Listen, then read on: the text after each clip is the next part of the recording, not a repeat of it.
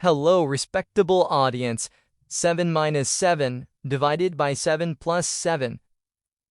Here, 7 minus 7 will be equal to 0. And 7 plus 7 is equal to 14.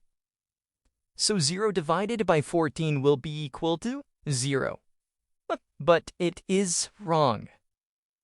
Now I will solve it again by obeying laws of operation. So first of all, we have to divide. Division will be performed first. So 7 divided by 7 will be performed first. 7 as it is minus 7 divided by 7 will be equal to 1.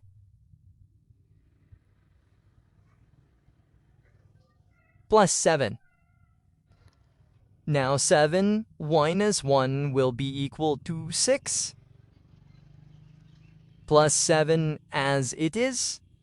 So 6 plus 7 will be equal to 13, which will be our answer. Thank you for watching and subscribing my YouTube channel.